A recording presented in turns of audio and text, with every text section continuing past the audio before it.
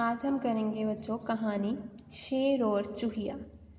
शेर और चूहिया कहानी बच्चों हमने पहले भी की है, हमने 5th क्लास में भी की होगी, 6th क्लास में भी की है। आज हम वही करेंगे। एक जंगल में एक शेर रहता था। एक दिन वह एक वृक्ष के नीचे सो रहा था। पास ही एक चूहिया का बिल था। अचानक चूहिया बाहर निकली और शेर को सोया देखकर उस पर कूदने लगी। शेर की नींद उचट गई, वह जाग पड़ा। फर्स्ट क्या कह रहे हैं भी एक जंगल में एक शेर रहता था।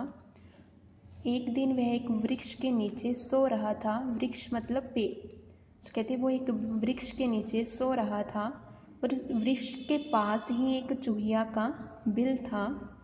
और अचानक कहते चूहिया अपने बिल से बाहर निकली और सोए हुए शेर के शरीर पर कूदने लगी, जिस वजह से शरीर की नींद जो है वो उचट गई, मीन्स उसकी नींद खुल गई, वह जाग पड़ा। उसने चूहिया को अपने पंजे में पकड़ लिया।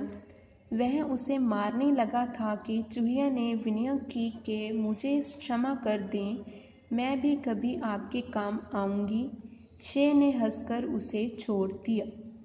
कहते जब शेर की जाग खुल गई थी तब उसने क्या किया, उसने चूहिया को अपने पंजों में पकड़ लिया और उसे मारने ही लगा था। तब चूहिया ने उससे बेनती की, उससे क्षमा मांगी भी आप मुझे माफ़ कर दो, मुझे छोड़ दो, मैं भी आपके कभी काम आ सकती हूँ। यह बात सुनकर शेर हंस पड़ा और उसने चूहिया को छोड़ दिया। एक दिन जंगल में एक शिकारी आया। उसने वहाँ जाल बिछा दिया। अब सेकंड पैरे में क्या बोल रहे हैं भी एक दिन एक जंगल में शिकारी आया और उसने जंगल में जाल बिछा दिया। अचानक शेर उस जाल में फंस गया। शेर ने वहाँ से छूटने का बहुत प्रयत्न किया, परंतु वह अपने आप को छुड़ा ना पाया और जोर जोर से गजरने लगा। अब कहते हैं जो शेर था अचानक ही उस जाल में फंस गया जो शिकारी ने बिछाया था। शेर ने वहाँ से छूटने का काफ़ी प्रयत्न किया, बहुत ज़्यादा कोशिश की, परंतु वह अपने आप को वहाँ से छुड़ा ना पाया और ज़ोर ज़ोर से चिल्लाने लगा, गरजने लगा।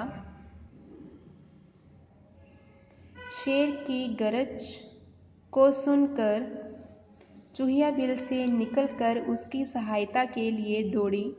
कहते शेर की आवाज़ सुनकर जो चूहिया थी वो अपने बिल से उसकी सहायता के लिए दौड़ी। चूहिया ने अपने मित्र को जाल में फंसा देकर सारा जाल काट दिया और शेर को आज़ाद करवा दिया। कहते चूहिया ने फटाफट से उसकी सहायता के लिए जो जाल था उसको अपने दांतों से काट दिया और शेर को आज़ाद करवा लिया। उसने चूहिया का धन्यवाद किया और चला गया।